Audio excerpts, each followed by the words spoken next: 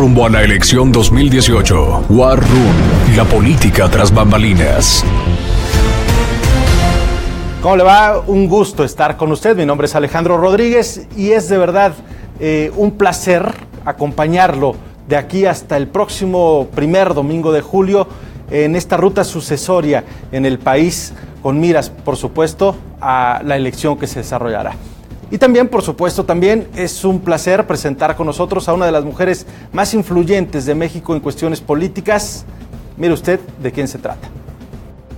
Alejandra Sota Mirafuentes estudió Ciencia Política en el Instituto Tecnológico Autónomo de México, ITAM. Fue coordinadora de Comunicación Social de la Presidencia de la República en el sexenio de Felipe Calderón. Desempeñó altos cargos como directora de Comunicación Social en el Banco Nacional de Obras y Servicios, directora de Investigación y Análisis del Grupo Parlamentario del PAN, asesora presidencial, coordinadora de Opinión Pública y finalmente vocera presidencial.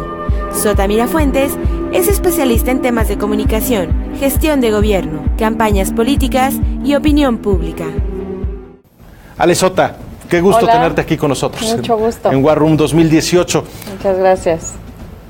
Hay vida después de Los Pinos, Ale Sota. Así es. Siempre hay posibilidad de reinventarse y de hacer muchísimas cosas por este país. ¿Cómo fue tu vida en Los Pinos? ¿Cómo es trabajar en Los Pinos? Sobre todo con lo que tú hacías en este sexenio, donde se hablaba mucho en cuestiones comunicativas, donde gran parte del trabajo que se hizo por parte de Felipe Calderón era eso, comunicar lo que se estaba haciendo específicamente en la lucha contra el narco que se habló durante tanto tiempo. Pues es un trabajo de entrada de privilegio en términos de alguien que tiene una profesión como la mía, que es estudié ciencia política y que toda mi vida laboral estuvo alrededor del sector público. Entonces trabajar en Los Pinos para empezar es un enorme privilegio. Segundo, es una enorme responsabilidad porque uno tiene que estar pues muy pendiente desde muy temprano, desde la madrugada, pendiente de todo lo que está pasando en el país, en la coyuntura, las crisis que se presentan. Y por supuesto, pues sí, fue un sexenio muy intenso, muy marcado evidentemente, como lo mencionas, por la lucha en contra de la inseguridad y sobre todo el crimen organizado.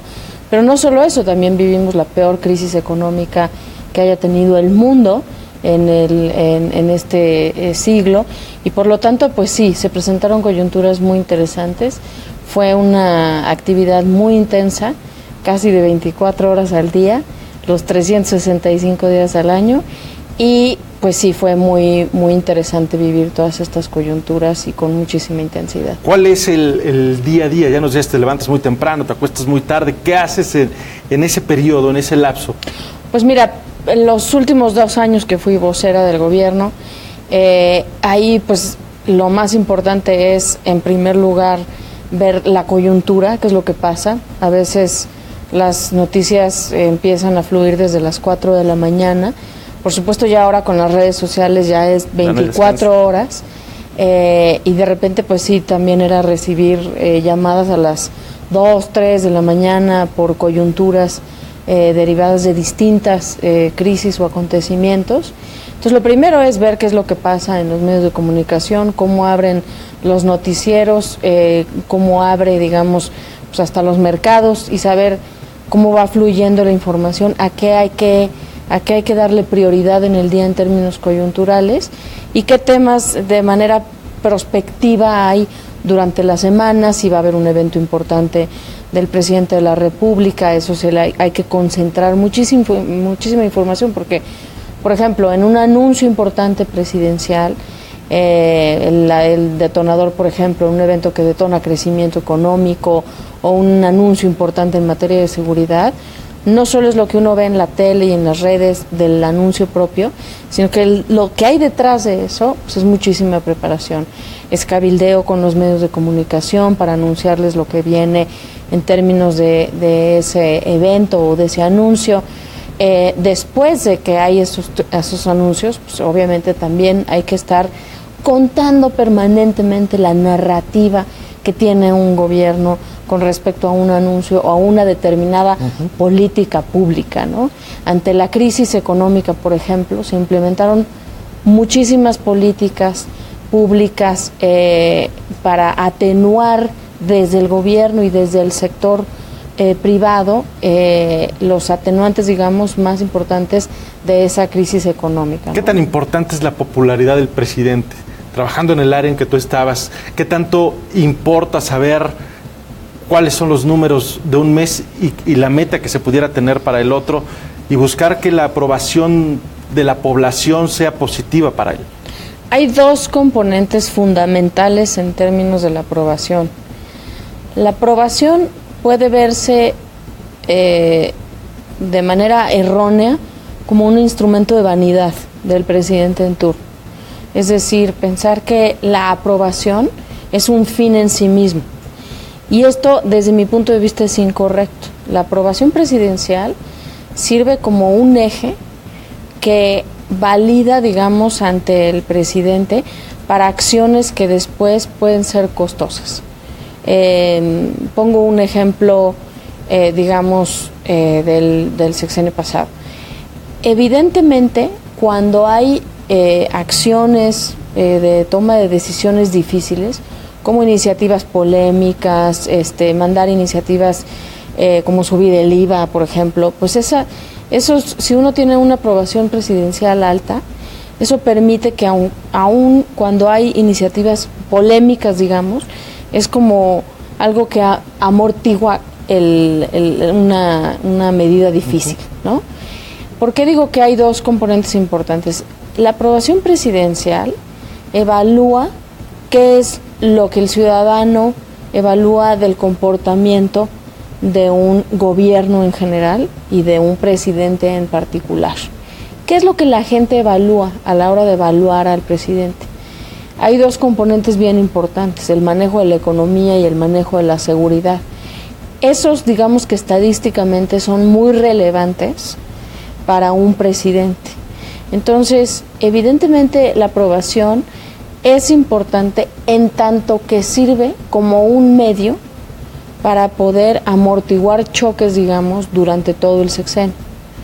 En este sexenio, por ejemplo, el presidente Peña privilegió la aprobación de reformas por encima de la aprobación. Y esas son decisiones políticas, no son decisiones mediáticas. Entonces, la aprobación sirve para eso, para utilizarla en momentos en donde uno la tiene que utilizar. El presidente Calderón las usó en muchas ocasiones, en diversas etapas. Usó muchísimo una comunicación con un estilo muy marcado de hablar directamente de los problemas, digamos, y salió con un nivel de aprobación muy alto.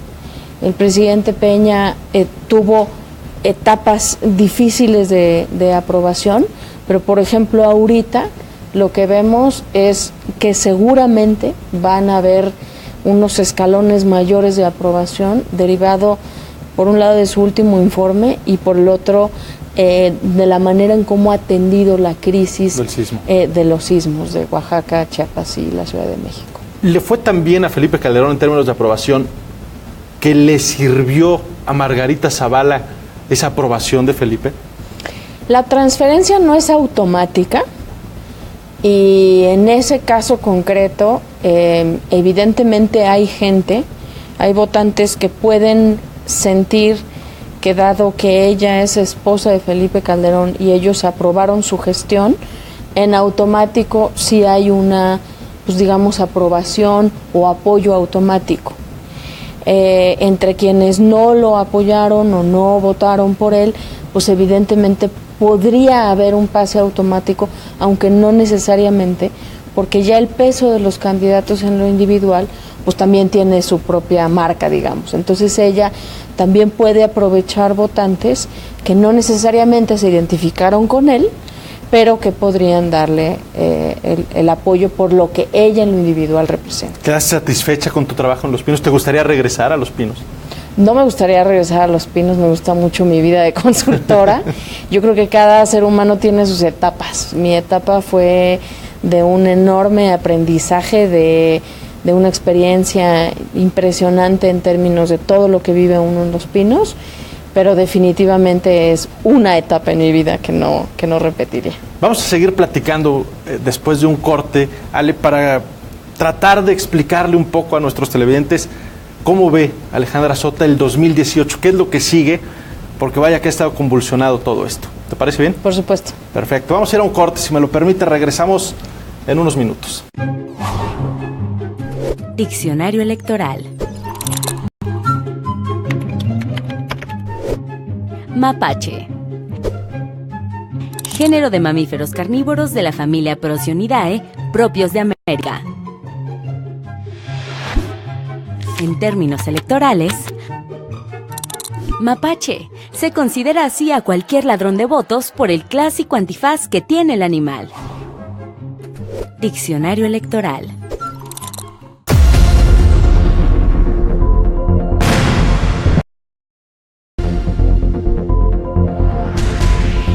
Estamos de vuelta en War Room 2018, la política tras bambalinas, y sigue con nosotros la invitada Ale Sota. Usted la recuerda seguramente, fue los 2 últimos años del presidente Felipe Calderón, la titular de comunicación, y tras eso, ya nos comentó, hay vida después de Los Pinos, se dedicó a la consultoría política. Y como parte de la consultoría política hay que especificar que este año le fue bastante bien, estuvo apoyando al candidato del Partido Revolucionario Institucional en el Estado de México, donde se ganó la elección, Ale, y donde de entrada mucha gente preguntaría, bueno, a ver, ¿qué parte me perdí que estaba trabajando con Felipe Calderón sí, y después con Alfredo del Mazo? Bueno, es que fue precisamente un proceso, ¿no? Cuando abrí la consultoría, uno de mis primeros clientes fue Rubiel Ávila, el gobernador del Estado de México hasta hace poco, y evidentemente pues fue toda la asesoría en materia de comunicación gubernamental, algo que pues ya había hecho desde Los Pinos como funcionaria pública, y entonces eso me permitió pues conocer al Estado de México de cerca, conocer pues todos los problemas, las necesidades, el diagnóstico pues a fondo, y así fue como pues de manera natural se dio el cambio de estafeta ahora en la parte electoral. Que es ¿Habías vivido la parte electoral? Pues ¿Así yo, tan cerca? Pues en la elección presidencial del 2006, sin duda, en la elección del 2000 también, muy joven, pero también la viví muy de cerca, la elección donde ganó Vicente Fox. Entonces ya había yo vivido procesos electorales tanto de gobernador como presidenciales. Esta es la primera vez que estaba ya formalmente a cargo de la estrategia de una elección a gobernador de esta naturaleza, sin embargo no en un territorio desconocido. Perfecto. ¿Qué está pasando rumbo a 2018, Ale Sota? Vemos ya independientes aparecer, Margarita Zavala prácticamente independiente. ¿Qué vislumbras tú para 2018? El escenario resultará muy similar al del Estado de México en la elección pasada. Va a tener similitudes, como por ejemplo el hecho de que sí vamos a ver muchas opciones. Eso lo vivimos en el Estado de México.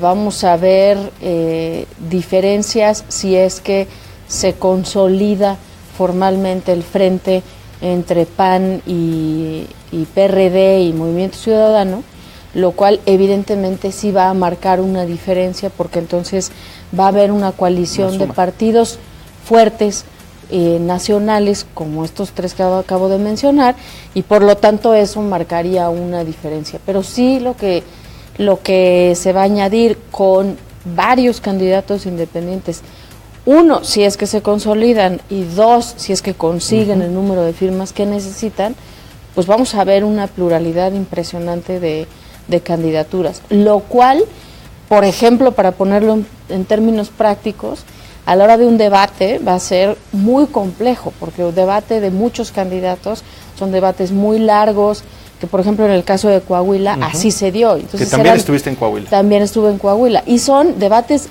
muy largos porque son muchos candidatos, ¿no? Entonces eso definitivamente pues va a plantear todo un reto en términos pues, de la logística de todo, ¿no? Para 2018, ¿ves la moneda en el aire o nos vamos con lo que dicen a veces las encuestas con un puntero que parece no baja, aunque en 2 elecciones anteriores ha bajado y ha perdido, o un frente que puede ser pujante, y un PRI que se ve relegado, pero que tal vez podría convertirse otra vez en un contrincante fuerte para los otros dos.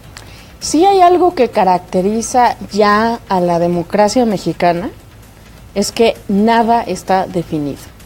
Que todos los que dicen seguro va a ganar este candidato, siempre el resultado final marca una diferencia. En el Estado de México se decía pues que el puntero era Josefina Vázquez Mota, que Morena venía con mucha fuerza y que seguramente el PRI iba a perder. Lo decían muchísimos analistas, justo incluso 2 semanas antes. Las campañas sí importan. Por eso sí importa Campaigns and Elections. ¿Por qué? Porque sí importa lo que pasa en las campañas, sí importa el candidato, sí importan las estrategias, sí importan los cuartos de guerra, sí importan los errores, sí importan los debates, sí importa la cobertura noticiosa, sí importa lo que pasa en redes sociales. Por lo tanto, nada está escrito y los equipos que sean más inteligentes, los candidatos que sean más carismáticos y que sepan representar. A veces los analistas dicen, no, pero es que solo se va por la mercadotecnia o por la publicidad. No, por supuesto que no. El votante mexicano es muy sofisticado y sí se fija en las propuestas, sí se fija en los planteamientos, sí se fija en los debates, porque hoy, pues a través de las redes sociales ya se puede masificar mucho lo que pasa en los debates, a veces en pequeños segmentos, pero definitivamente tú lo has visto. Grandes errores se multiplican por millones cuando pues se repiten en las redes sociales, ¿no? Y ya la manera en cómo se desenvuelven las campañas pues te permite tener una enorme diversión porque hay una gran incertidumbre con respecto al resultado final. ¿Cuál ha sido desde tu punto de vista, Ale, el secreto, por llamarlo de alguna forma, de Andrés Manuel López Obrador? ¿Por qué durante tantos años se ha mantenido en la pelea y pareciera para algunos ahora como imbatible, como imposible de ganarse? Pues primero porque ha tenido una congruencia, digamos, discursiva con respecto a apelar a un electorado específico, con una necesidad específica, con una demanda específica, y eso pues ha ido, digamos, evolucionando a lo mejor con distintos mensajes y con distintas rutas, pero sin duda ahí ha habido congruencia, ¿no? En segundo lugar, pues sí ha habido un segmento de la población que sigue sin identificarse con los partidos que han gobernado en los últimos años, digamos, en toda la historia de México, que solo han sido el PRI y el PAN a nivel nacional, y entonces, pues evidentemente ese segmento ahí está. Y ante ello, ¿qué tendrían que hacer? Empezamos con este frente de Partido Acción Nacional, PRD y Movimiento Ciudadano, al que se le sumaría tal vez Nueva Alianza si es que lo aceptan. Pues lo primero que hay que saber de esto es que, estadísticamente hablando, no porque se sume un partido con otro, significa que esos votos en automático se suman 1 más 1 igual a 2. Lo que es importante es, para empezar, evidentemente para el ciudadano es importante quién encabece ese frente. O sea, el candidato sí tiene que ser un aglutinador pues de ese frente, ¿no? Por un lado. Por el otro lado, como lo digo, no es 1 más 1. Entonces, ese frente necesariamente va a tener gente que no esté de acuerdo porque sean un panista que sea antiperredista o un perredista que sea antipanista y que por lo tanto busque otra opción, que esa otra opción va a poder estar o en los independientes, o en Morena, o en el PRI. ¿Qué diferencia ves entre el PAN en el que trabajaste con Vicente Fox, con Felipe Calderón y este que ves ahora? Pues sin duda muchos cambios. Yo creo que se ha perdido mucha de su esencia. Precisamente una de las cosas que yo empezaba a ver desde que terminaba el sexenio pasado es que el PAN era un partido muy deliberativo. Había muchísimo debate, mucha discusión. y dejó de ser eso y empezó a ser un partido como muy disciplinado a una sola persona que es el dirigente. Entonces eso creo que ha perdido mucha esencia dentro del PAN, lo escucho, lo leo todo el tiempo y creo que eso ha disminuido mucho la capacidad pues deliberativa dentro del propio partido. También es normal que partidos como el PAN, que tienen ejercicio en el gobierno, pues sufran un desgaste y por lo tanto ya el ciudadano no nada más evalúa una opción como una opción opositora, sino como una opción que fue opositora, pero que también ya gobernó y sobre la cual también hay rendición de cuentas. Y al PRI, Ale, ¿cómo lo ves? Digo, has trabajado con él en esta pasada elección. Así es. Pareciera un partido al que todos dan por muerto semanas antes del día de votación, pero que resurge, que busca siempre cómo tener una opción, no sé si sea la mejor, pero que gane, eso sí. El PRI en estos momentos tiene una característica fundamental que nunca hay que menospreciar, que se llama ser el partido en el gobierno. Para bien y para mal, y muchas veces se menosprecia el para bien, el ser partido en el gobierno tiene ventajas en tanto que tiene una gama de resultados que ofrecer. Entonces, eso lo hace un partido que evidentemente va a tratar de demostrar cuáles han sido los avances, los logros, los aciertos, y eso va a jugar en su favor. En su contra, evidentemente, pues van a jugar los recientes escándalos en torno sobre todo a gobernadores como el de Veracruz, de Quintana Roo, en fin, y por lo tanto eso pues definitivamente va a ser como el gran negativo. Sin embargo, insisto, lo que no hay que subestimar nunca es, por un lado, que presente un muy buen candidato y por el otro lado, que va a tener la fuerza de ser partido en el gobierno. ¿Qué sería un buen candidato para el PRI? Parece que hay de dos sopas, ¿no? O el secretario Mid o el secretario Osorio Chong, que son completamente disímbolos uno del otro.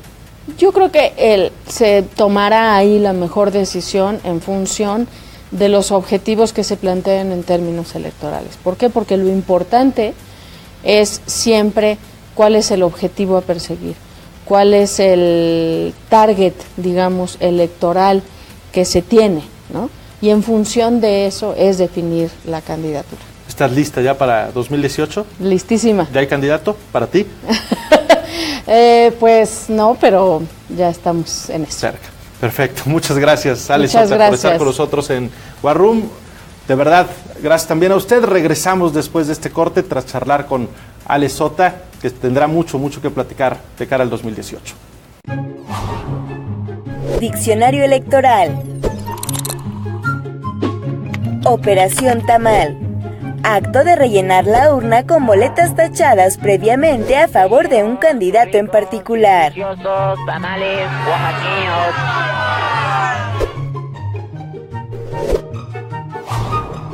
Diccionario electoral.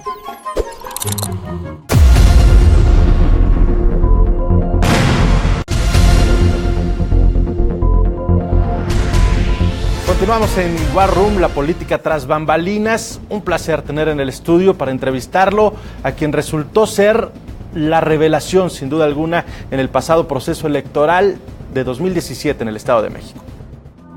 Juan Cepeda, licenciado en Derecho, egresado de la máxima casa de estudios de la Ciudad de México y licenciado en Administración Pública expedida por la Universidad del Valle de México. Cuenta con una amplia formación académica con maestría y doctorado en Derecho. Ejerció como síndico procurador, presidente del Comité Ejecutivo Municipal del PRD, presidente municipal de su natal Nezahualcóyotl, Estado de México, así como coordinador del grupo parlamentario, diputado local en 2015, jefe de concentración política, subdirector de gobierno y finalmente candidato del PRD por la gobernatura del Estado de México en la contienda anterior. Durante su administración, destaca la disminución de los niveles de inseguridad en Nezahualcóyotl. Juan Cepeda tiene la convicción de que una ciudad unida y determinada pueden superar cualquier adversidad.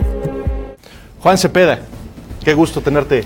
Mi querido Alex, pues gracias por la invitación y un saludo al auditorio. Un placer estar aquí. ¿Qué le gusta más a Juan Cepeda, el rock o la política? Pues yo creo que ambos te llenan de una u otra forma. Siempre el rock te tranquiliza, lo que la política te altera. Entonces, ahí más o menos equilibramos, pero ambos son apasionantes. Juan Cepeda ya está viendo hacia 2018 también. Juan Cepeda quiere ser candidato de este frente que se ha armado entre PAN, PRD, Movimiento Ciudadano hasta ahora. ¿Por qué quieres ser candidato ahora presidencial? Ya jugaste el Estado de México, ¿por qué querer ser candidato presidencial? Sí, bueno, primero decirte que en este momento de mi vida política, después del Estado de México, estoy recorriendo todo el país. La finalidad es que podamos ir posicionando el frente amplio opositor o Frente Ciudadano por México, como le hemos denominado en esas dos vertientes, y convencer a la ciudadanía que hoy es necesario que todos podamos generar, más allá de proyectos personales, un proyecto político que cambie a nuestro país y que hoy podamos por fin generar un mecanismo donde resolvamos esos graves problemas que está padeciendo nuestro país y que no lo veamos solamente como un tema meramente electoral. Y si estoy en esa vía, pues debo ser muy consecuente. Y ahorita he dicho que más allá de intereses personales o decir, oye, yo quiero ser candidato, que consolidemos esto. Pero también que con mucha generosidad los partidos y los candidatos podamos buscar un perfil ciudadano de un personaje sin partido y que esto permita convencer a otra franja de ciudadanos que hoy están viendo con escepticismo el frente y que dicen, oye, ¿será o no será? Y perfiles podemos encontrar varios. El tema es que con generosidad pongamos todas nuestras aspiraciones en la mesa y que digamos, a ver, ahí está el programa de gobierno, pactemos un gobierno de coalición y que con generosidad, insisto, de partidos políticos y de actores políticos, le ofrezcamos eso a un ciudadano que garantice que eso se lleve a cabo. Se escucha bien intencionado, Juan, sin embargo, pareciera que no es así en el frente. Y bueno, ahí están las últimas peleas, empezando por Acción Nacional, que ya se siente prácticamente, o se sienten prácticamente dentro de ese partido, dueños de la candidatura presidencial. Sí, así es. Fíjate, el país está viviendo un momento de definiciones. En la historia siempre se dan estas coyunturas y estos momentos, insisto, decisivos para la vida futura de nuestro país. Todos los partidos políticos están viviendo este fenómeno. Digo yo que es el momento de las definiciones. En el PAN ya vimos el tema de Margarita Zavala, que trae ahí un conflicto con Ricardo Anaya por la candidatura. Dentro de Morena, ahí vemos el tema de Ricardo Monreal, donde aquí en la Ciudad de México era el mejor posicionado. Y resulta de que no, que lo dejan a un lado. Diría López Obrador, lo cepillan. Lo cepilló la encuesta, la mítica encuesta que nunca se sabe qué metodología ni quién la hace, ¿no?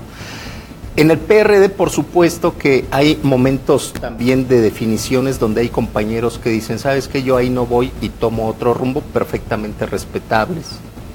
Nueva Alianza, que había generado alianzas con el PRI en las pasadas elecciones, hoy dice, ya dejo esa ruta y me sumo al frente. El tema del PRI ahorita no se ha ventilado, pero esperemos que saque su candidato o que se perfile quién va a ser el candidato, y hay que ver qué hace el grupo de Manlio Fabio, que ustedes saben y todos sabemos que fue votado del PRI en la pasada elección del 2016 cuando perdieron elecciones y que prácticamente lo sacaron a él y a su grupo.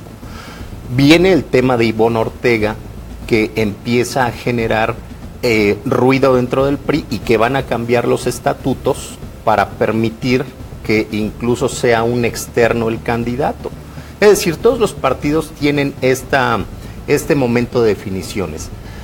Por eso no nos sorprenda que en nuestro país va a llegar el momento en el que todos tenemos que decir, bueno, esta es la ruta que yo voy a abonar. Por eso lo que está ocurriendo en el PAN, de que alguien pretenda que hoy ya tiene la candidatura, creo que todavía es muy prematuro para decir. ¿Descartas que fue hecho este frente para dejar a Ricardo Anaya como candidato presidencial y a Alejandra Barrales como candidata a la Ciudad de México?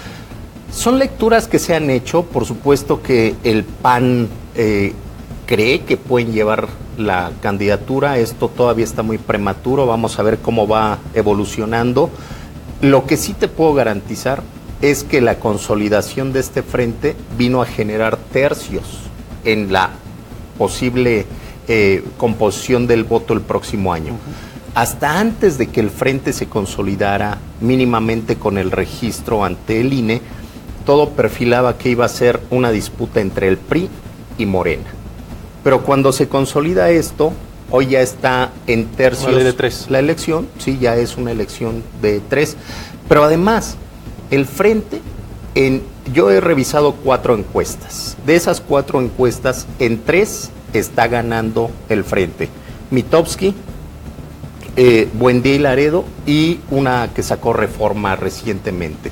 Y en la reciente del Universal, ahí sí Morena está arriba. Eso hace que se vuelva más apetitoso ser el candidato. Así es, pero el riesgo también es, si nosotros no tenemos la suficiente altura de miras para garantizar un proceso distinto al tradicional, donde alguien llegue y dice, sí, que se consolida el frente siempre y cuando yo soy el candidato, si eso de último momento impera y no se consolida el frente con un candidato por consenso, esta expectativa que se ha generado va a ser proporcionalmente a la inversa en el desencanto de los ciudadanos y puede caerse la intención del voto que hemos generado hacia este ¿Cómo frente. debe elegirse el candidato, Juan?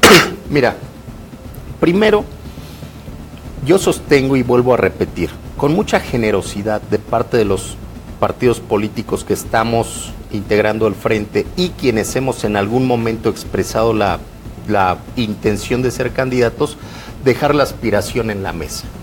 Buscar un perfil ciudadano, y nombres hay varios, te voy a mencionar. A ver, por ejemplo, ahí se ha mencionado a Juan Ramón de la Fuente, a Pepe Woldenberg, yo he dicho que Alejandro Martí puede ser uno, e incluso Enrique Krause. ¿Tú dejarías tu aspiración por uno de ellos? Sí, por supuesto. Y he invitado a todos que lo hagamos. Si no somos capaces de convencer a un ciudadano sin partido para que encabece este frente, propongo un método entonces con 3 parámetros. Primero, encuesta.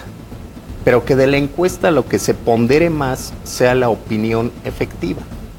Tú sabes, la opinión efectiva es opinión positiva menos opinión negativa igual a opinión efectiva, que es el potencial de crecimiento de un candidato frente al electorado, porque lo conocen, pero lo conocen para bien. Para bien. Segundo parámetro, una serie de debates. Una serie de debates, pero calificado por especialistas en temas de seguridad, de combate a la corrupción, de combate a la pobreza, etcétera. Temas álgidos e interesantes para la ciudadanía y que por tema se le pida a un panel de especialistas que nos califique. Y el tercero, una elección abierta, como las primarias de Estados Unidos. Como la que está pidiendo Moreno Valle, Silvano. Y Margarita. Margarita. Sí, por supuesto. Con esos 3 parámetros vas a tener un porcentaje o una puntuación y que de cara al país, con la participación de los ciudadanos, podamos elegir al que salga mejor evaluado. El problema es el tiempo. Ya hay cada vez menos tiempo y más problemas pareciera. Sí, pero fíjate, por ejemplo, el 15 de diciembre son los plazos legales para que empecemos las precampañas los partidos políticos. Creo que a partir del 15, si lo vamos preparando bien, con mucha voluntad, a partir del 15 de diciembre podemos empezar esta ruta con este método de 3 parámetros que yo he fijado y que se ponga a discusión. Pero insisto, que primero agotemos la posibilidad de que sea un candidato ciudadano sin partido. Creo que eso le da un plus al frente y convencería a un buen número de ciudadanos que todavía ven con escepticismo este proyecto. El problema ahora será convencer de eso a quienes ya se ven sentados en la candidatura. Sí, vamos paso a paso. Mira, ¿por qué se está generando esa descomposición dentro del PAN por el ansia de algunos de decir, ya díganme que soy el candidato, y con validez, porque dicen, si no, para registrarme como candidato independiente. Pero hoy el país requiere que todos abonemos a consolidar un proyecto que cambie de fondo lo que estamos viviendo. Esas prácticas de decir, ahora yo quiero ser el candidato y si no, no hay proyecto, es lo que le ha puesto al país momentos difíciles que lo estamos pagando todos. Perfecto. Pues Juan, muchas gracias por acompañarnos en War Room, la política tras bambalinas. Platicaremos seguro contigo más adelante de aquí a ese primer domingo de julio. Claro que sí. Con gracias. Todo gusto, Alex. Volvemos después de un corte, no tardamos demasiado. Estará con nosotros Rodrigo Galván para hablar sobre las encuestas rumbo a esta elección presidencial.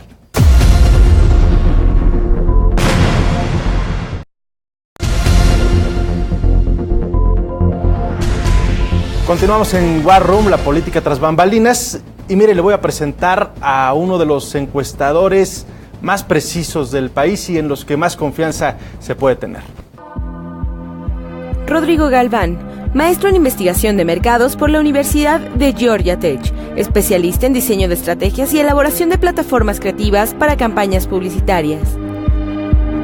Director general de Las Heras Demotecnia, empresa pionera en la investigación político-electoral y estudios de mercado en México. Rodrigo Galván conoce la clave para identificar fortalezas y debilidades de la contienda electoral.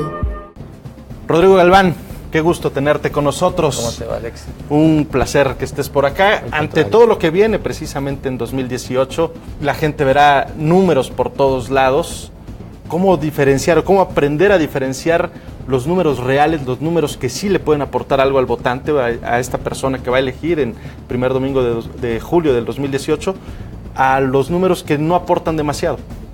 Pues mira, primero gracias por invitarme, muy agradecido. Fíjate que tienes toda la razón, las encuestas van a jugar un papel muy importante el próximo año porque quién gane o quién pierda se va a definir en estos momentos de quién crea la gente que tiene posibilidades de ganarle a Andrés Manuel. El que le pueda ganar a Andrés Manuel seguramente va a ser el más competitivo. ¿Esa pelea será entre el Frente y entre el PRI? No sabemos, puede ser un independiente, ¿no? ¿Y quién va a decir quién está más cerca de ganarle? Pues las encuestas. Y entonces las encuestas se van a prestar para hacer un asunto electorero en lugar de un instrumento. ¿Cómo podemos diferenciar? Pues yo diría que hay tres cosas en las que la gente se debe fijar. Primera, la metodología. Una encuesta telefónica, una encuesta digital, le pueden atinar. Claro que le pueden atinar. Monividente le puede atinar. Ahorita hacemos una encuesta en el foro y le pueden atinar. Pero el método es el que importa. Entonces, digital y telefónica estás dejando a muchos mexicanos fuera. No puede ser ese. La segunda es el tiempo en el que se levantó la encuesta. Yo levanto una encuesta ahorita y la pueden publicar faltando 2 días para la elección. El chiste es ver las que estén hechas en vivienda en el último mes de la elección. Ahí es donde la gente puede ver lo que está ocurriendo en ese momento. Y tercero, que esté hecho por gente empresas que tengan un reconocimiento, empresas que cumplan con ciertos requisitos y que estén aprobadas por la autoridad que es el INE. Quiere decir que van a cumplir con una serie de requisitos en los que Monividente no está registrada como encuestador en el INE, todavía, ¿no? Todavía. Sí. ¿Cómo ves el 2018? ¿Cómo ves este camino hacia 2018? Falta mucho por escribirse, lo vemos cada día. Sí. Pero sí pareciera ser una elección abierta, sí. ¿O qué tan cerrada puede ser? Porque si también te concentras en las últimas encuestas, pareciera haber un puntero desde entonces para acá. Sí, eso es lo que, cuando tú le preguntas a la gente por quién votaría, ¿no? O quién te cae mejor, quién te va peor. Yo te diría 4 puntos, Alex. El primero es, nadie va a ganar sin alianzas, ¿ok? Nadie. Ni siquiera Morena puede ganar sin alianzas. ¿Por qué? Andrés Manuel ya sacó 16 millones de votos 2 veces, ¿ok? Pero con un coche que era el PRD. Yo no estoy diciendo que Morena no sea un coche ya competitivo, pero le falta una llantita. Tal vez va a ganar todo el DF, pero algo le quitará el PRD. Entonces esos 16 millones que tuvo alguna vez Andrés Manuel incluían a la gente que hoy va a seguir votando por el PRD. Entonces, aún así, Andrés Manuel sin alianzas no va a poder ganar. Ese es el primero. Le falta esa llantita, le faltan esos puntos que alguien más le pudiera dar. Claro, el PRD solo no es competitivo, pero en Michoacán gobierna, en el DF, delegaciones muy importantes. Entonces el PRD le quita una llanta al coche de Morena sin lugar a dudas. 2, Andrés Manuel está topado. Ya hoy todo el mundo conoce a Andrés Manuel, todo el mundo sabe quién es, o lo quieren, o lo odian, o les da igual. Él ya no va a convencer a nadie más de los que ya convenció, y tampoco va a hacer que lo odien más de los que ya lo odian. Entonces se va a volver fiel de la balanza y la elección va a girar en quién le puede ganar o quién no le puede ganar a Andrés Manuel. 3, el PRI tiene que buscar a alguien priista, que pueda vender entre los priistas. Te voy a decir por qué. Hoy el presidente tiene 20% de aprobación, en mis encuestas por lo menos. 20 millones de 80 millones de personas son 16 millones. Son los 16 millones que ha sacado Andrés Manuel 2 veces. O sea, solo la gente que hoy aprueba al presidente Peña son 16 millones. ¿Son los votos de Andrés Manuel?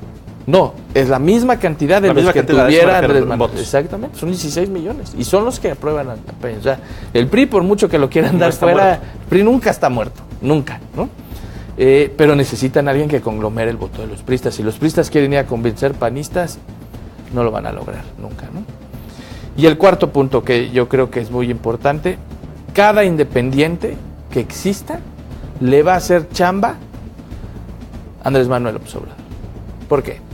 Porque lo que necesita Andrés Manuel ahora, que es el que está arriba, es que se pulverice todo el voto en contra de Andrés Manuel. Distinto al Estado de México. Completamente. Es decir, en el Estado de México esa pulverización beneficiaba al PRI. Claro, porque el PRI Aquí, estaba arriba. a nivel nacional, la pulverización beneficia a Andrés Manuel. Por supuesto, porque lo que está ocurriendo ahorita, Andrés Manuel tiene ya igual de positivos que de negativos. Y sus positivos van a estar ahí, esos no se van a mover. El chiste es que los negativos de Andrés Manuel se repartan. Lo mismo pasaría con el PRI. Es decir, si el PRI es el que le puede ganar a Andrés Manuel y se convierte en algo competitivo, ¿no? Entonces el tercero en discordia es el que le estaría haciendo la chamba al PRI. Me gustaría retomar lo que hablabas del Partido Revolucionario Institucional en cuanto a los candidatos. Sí. Si nos basáramos solamente en los dos hoy más mencionados, que no los punteros en las encuestas, que son Meade y Osorio Chong, desde tu punto de vista, ¿beneficiaría más tener como candidato a Osorio Chong que a mí? No desde el mío, desde el de los priistas. O sea, aquí el asunto es, todo mundo dice, es que con el PRI no les alcanza. Puede ser verdad, pero lo que sí les digo es que si no es con el PRI enterito, hasta el último priista, no les va a alcanzar. Es decir, un candidato, llámese Meade, llámese como sea, con este perfil panista, ¿puede desencantar un poco a la militancia de siempre del Partido Revolucionario Institucional? Sin lugar a dudas, sin lugar a dudas. Es decir, aquí los priistas tienen unos códigos, tienen unos genes, es genética, no son preferencias, son genética, trabajan, ¿no? Es gente que ha ido siendo presidente seccional, luego presidente director y no sé qué, diputado, carrera de partido. Lo que está proponiendo en el caso, por ejemplo, de Meade, y de muchos de que no tienen carrera de partido, pues ¿cómo se los vas a vender a los priistas? Y te puedo poner miles de ejemplos de las elecciones en las que ha perdido el PRI, que han tratado de poner candidatos que encajen bien en los switchers y terminan perdiendo porque ganan voto switcher, pero pierden voto priistas, genéticamente priista de toda la vida. Un ejemplo muy claro, Ivonne Álvarez en Nuevo León sacó 450,000 votos menos que los candidatos a presidentes municipales del PRI. Es decir, la gente votó por los candidatos del PRI y no votó por la candidata a gobernador. En el frente, ¿qué quiere la gente? ¿Qué busca la gente de ese candidato en el frente? Hoy con todo lo que está pasando de Margarita, pareciera que queda la lucha presidencial entre Anaya y por supuesto el exgobernador de Puebla, Moreno Valle, por ahí va Silvano. ¿Qué busca la gente ahí? Porque además eso pinta para muchos problemas. Pues es la famosísima frase de que la tenía, era suya y la están dejando ir. Mira, el que más posibilidades tiene de crecer es el Frente Amplio. Todavía no es, eso hay que dejarlo muy claro. Puede ya no serlo. Puede ya no ser. O sea, el Frente Amplio, si van juntos, ¿por qué? Porque son los que pueden concentrar el voto en contra del PRI y los que pueden concentrar el voto en contra de Andrés Manuel. ¿No? Digamos que son los que están en medio. Solo por eso, no porque sean los más guapos, ni los más bonitos, ni los más honestos, son porque la gente los percibe como los que se pueden ir en contra del PRI y en contra de Andrés Manuel. Pero el problema que tiene el Frente Amplio es que los perredistas no sé si están dispuestos a votar por Anaya. O entregarle de inmediato. Exactamente. O yo no sé si los panistas estén dispuestos a votar por Mancera. Entonces el Frente Amplio va a depender muchísimo de la selección del candidato. muchísimo. Tienen que ser coherentes. Y por ahora no parece haber mucha coherencia. Pues Margarita, mira, yo por más que pienso, Alex, ¿y por qué habrá renunciado? ¿Y por qué se habrá ido? ¿Qué ganó? Pues yo no creo que con la salida de Margarita haya ganado nadie. Entonces se empiezan a desmembrar, se están peleando, se están dividiendo, y lo que le están comunicando a la gente que los veía bien son lo mismo que los demás. ¿Los independientes? Los independientes van a jugar un papel fundamental, no por el número de votos que vayan a sacar, sino por quién van a declinar. Ese va a ser todo. ¿A quién le van a alzar la mano? ¿A quién le van a alzar la mano? Pues sí, traen su ronchita, ¿no? La realidad es que a ninguno le alcanza ahora mismo para ganar. No en estos momentos, no. Acuérdate, en las presidenciales necesita uno piloto y coche, ¿no? Las dos, a lo mejor el PRI es un gran coche y siento que le falta piloto, ¿no? A lo mejor Andrés Manuel es un gran piloto, pero yo no sé si trae el coche adecuado, le falta la llantita que decíamos, ¿no? Por eso lo del candidato y el frente te da posibilidad. Los independientes les falta coche, tú no puedes ir corriendo ahí queriéndoles ganar todo a pie, los demás aunque sean un bochito, ¿no?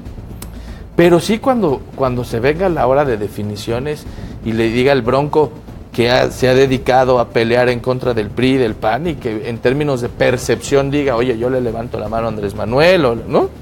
Pues eso puede cambiar completamente. Vendrán también la lucha por las gubernaturas, sí, que hoy no puedes dejar de lado perder con un mal candidato cualquier gubernatura por el número de votos que te representa, y pareciera que tampoco hay mucho como para poder negociar de te quedas tú con esta, yo con esta, yo con esta, porque también va de la mano el número de votos que se puede obtener en la presidencial. Hombre, y las gubernaturas y las 1000 y tantas presidencias municipales que van a estar en juego y los 300 distritos federales, todo juega, porque al final, tú imagínate que hay un ciudadano que va a estar bombardeado de nombres, de bardas, de todo, y le van a dar como 200 boletas y va a tener que escoger como a 300 personas. Entonces, todo se mete en un mismo paquete, todo va a afectar, y las gubernaturas van a jugar un papel importantísimo en presupuesto, en tiempos, en los medios, en la selección de los candidatos, ¿no? ¿La Ciudad de México no es complicada? Sí, la Ciudad de México... ¿Puede hacer algo todavía el PRI? ¿Puede hacer algo todavía el Frente con candidatos? No en estos momentos. Pueden ganar, como lo han estado haciendo, territorios, algunas delegaciones, ¿no? Pero la disputa, sin lugar a dudas, va a ser entre Morena y PRD, y las 2 o 3 delegaciones importantes que dan ese o quitan ese triunfo. Iztapalapa, que tiene hoy el PRD, es un territorio muy importante para poder ganar el Distrito Federal, y lo tiene el PRD, no Morena. ¿Ricardo Monreal lo ves en este frente? No, fíjate que Ricardo Monreal cumple con las 2 características que no quiere la gente del frente. No quieren al PRI y no quieren a Morena. Ricardo ya tiene las 2. Pasó por los 2. Exacto, entonces Monreal no entra en ninguna de las 2. ¿Qué puedes decirnos de cara a este 2018? ¿Habrá mucha pelea? ¿Habrá mucho que esperar todavía? Terrible. Fíjate que va a ser una elección en donde va a ganar el menos peor. Y eso va a ser muy malo. ¿Tendríamos un presidente de no más de 30% de votación? Sí, no.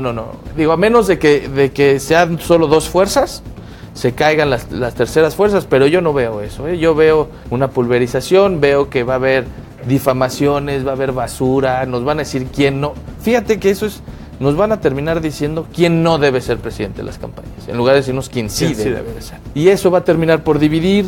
Imagínate, 30%, estás hablando que 13 millones de personas van a elegir al próximo presidente. 13 millones de 80 van a elegir al próximo presidente. Va a ser algo muy complicado. Demasiado complicado. Presidencia de la República, el presidente, ¿qué papel jugará?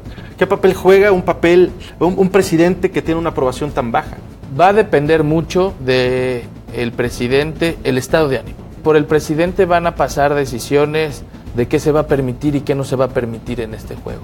Por el presidente van a pasar, por supuesto, la selección de un candidato, pero también la selección de gobernaturas, como lo decías, ¿no? El primer priista de este país va a jugar un papel muy importante en el estado de ánimo de lo que ocurra después de la elección. Él va a tener que calmar las cosas, él va a tener que entregar el poder, y puede ser incluso al PRI, al mismo PRI, va a tener que entregar, pero va a tener que buscar mucha certeza que no lo ha caracterizado, por lo menos en los últimos 5 años. Rodrigo Galván, pues lo que nos falta ver, te lo agradezco mucho va a estar bueno. esta presencia aquí. Por supuesto, te tendremos más adelante platicando en War Room 2018. Conste. Gracias, de verdad, yo me despido, nos vemos la próxima semana. Mi nombre es Alejandro Rodríguez, lo invito a que nos siga todas las semanas a través de este canal y por supuesto también a través de La Neta News y por supuesto de Campaigns and Elections en nuestras plataformas digitales. Un placer, hasta pronto.